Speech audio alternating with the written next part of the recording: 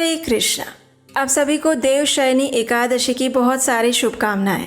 देवशयनी एकादशी के दिन से ही भगवान श्री विष्णु योग निद्रा में चले जाते हैं और तभी से चातुर्मास का आरंभ हो जाता है। तो चलिए इसी उपलक्ष्य में हम देवशयनी एकादशी से जुड़ी हुई पौराणिक कथा का श्रवण करते हैं। इस कथा का वर्णन हमें भविष्योत्तर पुराण में प्राप्त होता है।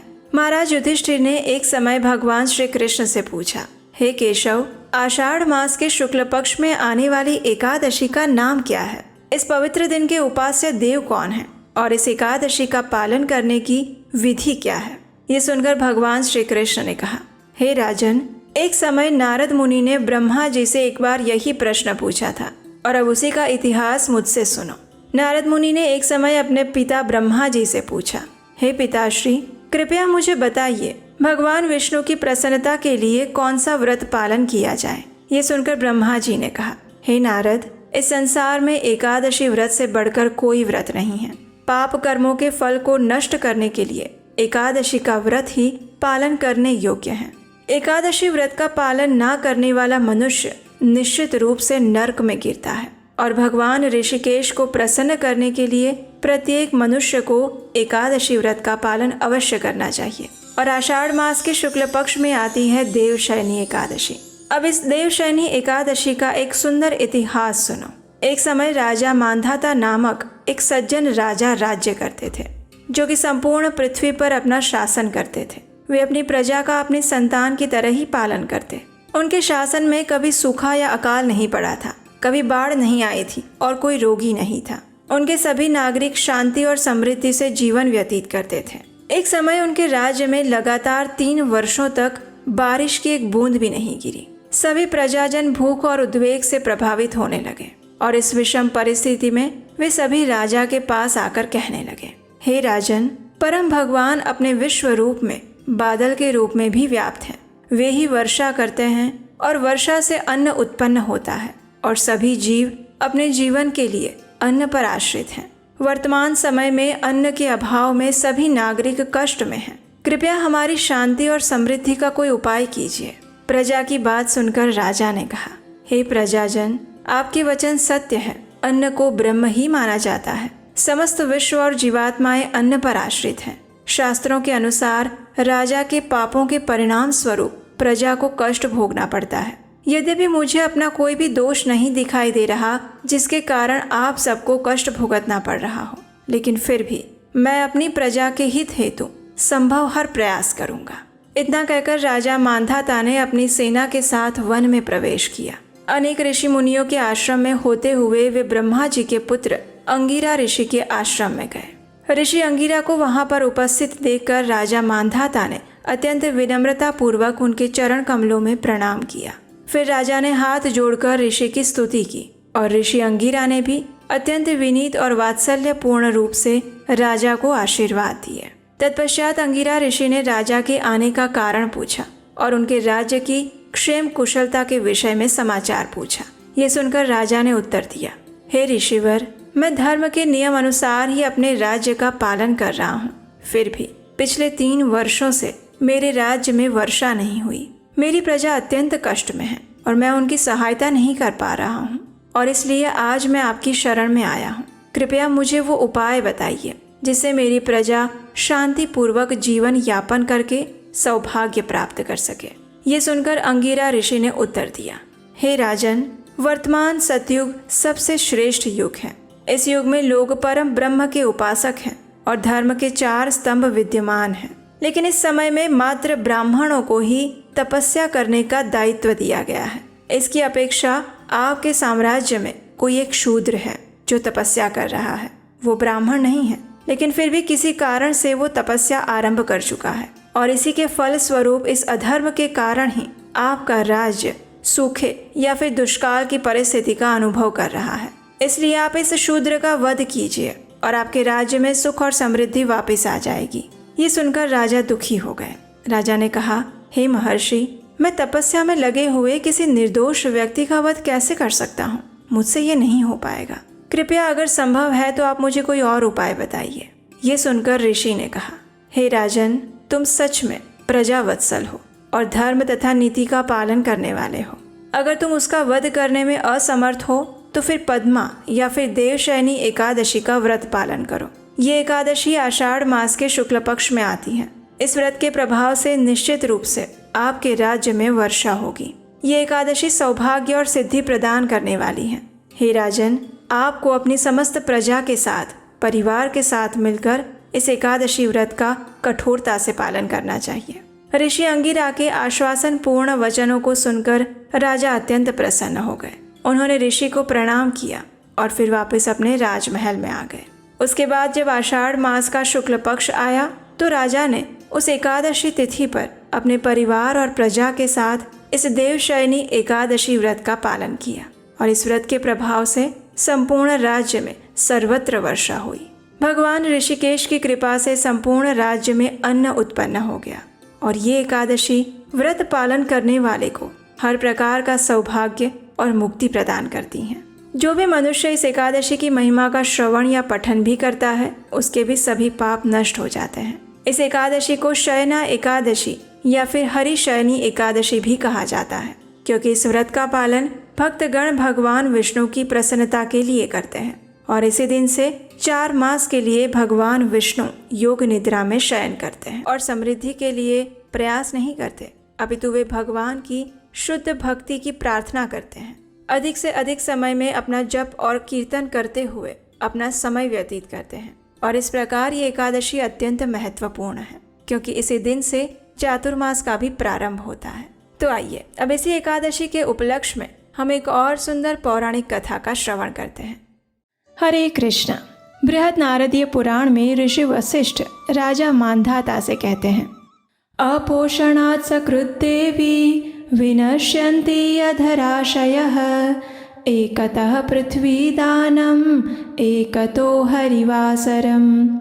अर्थात एक ओर पृथ्वी दान और दूसरी ओर हरिवासर यानी एकादशी को रख दीजिए तो हरिवासर का पुण्य पृथ्वी दान से कहीं अधिक हो जाएगा। हमारे अनेक पुराणों और ग्रंथों में एकादशी व्रत की महिमा का सुस्पष्ट रूप से गान किया गया है। ये सभी शास्त्र एक स्वर में एकादशी व्रत की सर्वोपरिता को स्थापित करते हैं। एकादशी तिथि परम भगवान श्री पुरुषोत्तम की अत्यंत प्रिय है और यदि आप संपूर्ण वर्ष में अन्य कोई भी व्रत उपवास नहीं कर पाते तो कम से कम एकादशी का पालन अवश्य करना चाहिए। एकादशी व्रत पालन से अन्य सभी व्रतों और उपवासों का फल अपने आप मिल जाता है और फिर वर्ष की सभी एकादशी तिथियों में कुछ एकादशी विशेष होती है, जैसे कि पांडव निर्जला एकादशी, देवशयनी एकादशी, उत्थान एकादशी, परिवर्तिनी एकादशी इत्यादि। ये ऐसे मांगलिक पर्व होते हैं जिस दिन किया गया कोई भी धार्मिक कार्य मनुष्य को अनेक गुना अधिक फल प्रदान करता है, चाहे वो कोई भी जप हो,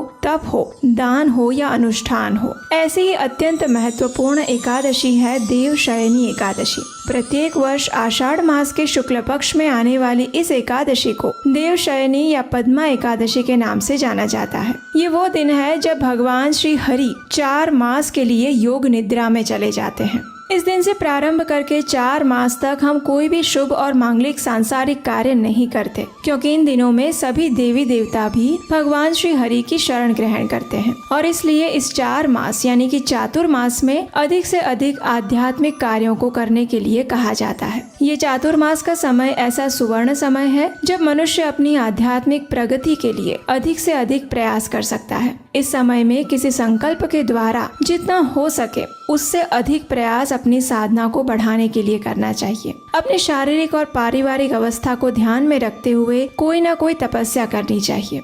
एक समय युधिष्ठिर महाराज ने भगवान श्री कृष्ण से पूछा कि आषाढ़ मास के शुक्ल पक्ष में कौन सी एकादशी आती है और उसका महत्व क्या है। तो उसके विषय में भगवान कहते हैं कि आषाढ़ मास के शुक्ल पक्ष में आने वाली एकादशी को देवशयनी एकादशी के नाम से जाना जाता है। ये अत्यंत कल्याणकारी और मंगलमयी एकादशी है जो कि बड़े से बड़े पापों का भी नाश करने वाली है। ये एकादशी चिंतामणि और कामधेनु के समान ही सब मनोरथों को पूर्ण करने वाली है। इसका पालन करने से व्यक्ति अपने पूर्व जन्म के सभी पाप कर्मों से मुक्त हो जाता है और परम भगवान की शुद्ध प्रेमा भक्ति प्राप्त करता है। जिस प्रकार काली और सफेद दोनों प्रकार की गायें सफेद दूध ही देती है, उसी प्रकार शुक्ल पक्ष और कृष्ण पक्ष दोनों की एकादशी समान रूप से मुक्ति प्रदायिनी है। जो व्यक्ति इस एकादशी की महिमा का श्रवण करता है उसके भी समस्त पाप नष्ट हो जाते हैं। एक समय नंद महाराज ने श्री कृष्ण के कहने पर गोवर्धन पूजा उत्सव का आरंभ किया और उससे रुष्ट इंद्रदेव ने 7 दिनों तक मूसलाधार वर्षा की। ये उत्सव अमावस्या के दिन हुआ और फिर शुक्ल पक्ष का 9वां दिन बीत जाने के बाद 10वें दिन देवराज इंद्र ने भगवान श्री कृष्ण की उपासना की और इस प्रकार सभी ब्रजवासी इंद्र के कोप से मुक्त हो गए।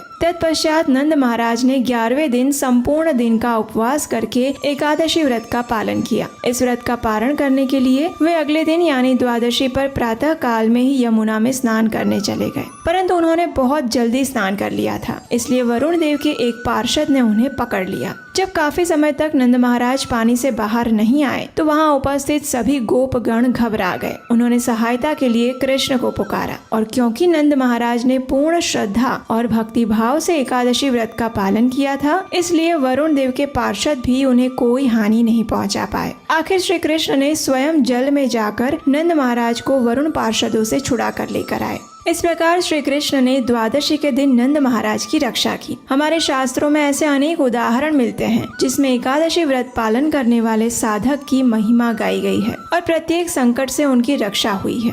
तो चलिए अब हम देखते हैं कि आषाढ़ मास में आने वाली देवशयनी एकादशी का व्रत पालन करने की विधि क्या है। महाभारत के अनुपर्व में कहा गया है, अनायुष्यम दिवा स्वप्नम तथाभ्युदित शायिता प्रगेनीशा माशु तथा नैवोच्चिष्टा स्वपन्ति वै। अर्थात दिन में सूर्योदय के बाद सोना ये आयु को क्षीण करने वाला है। प्रातः काल और रात्रि के आरंभ में भी नहीं सोना चाहिए। इसलिए जो भी व्यक्ति एकादशी व्रत का पालन करना चाहते हैं उसे कम से कम एकादशी के दिन प्रातः ब्रह्म मुहूर्त में उठ जाना चाहिए। ब्रह्म मुहूर्त का समय यानी सूर्योदय से 1.5 घंटा पहले का समय। उठकर स्नान इत्यादि से शुद्ध हो जाना चाहिए और फिर अपने घर में या मंदिर में भगवान की मंगला आरती करनी चाहिए अथवा उसका दर्शन करना चाहिए। तत्पश्चात इस देवशयनी एकादशी व्रत का संकल्प लेना चाहिए। उसके लिए हाथ में गंगा जल लेकर भगवान के समक्ष जाएं, उनसे प्रार्थना करते हुए इस श्लोक का उच्चारण करें। अगर आप संस्कृत में श्लोक नहीं बोल सकते तो कम से कम हिंदी में उसका अनुवाद पढ़ना चाहिए। ये श्लोक और उसका अनुवाद इस प्रकार है। एकादश्यां निराहारः स्थित्वा अहं परेहनि भोक्ष्यामि पुंडरीकाक्ष शरणं मे भवाच्युत।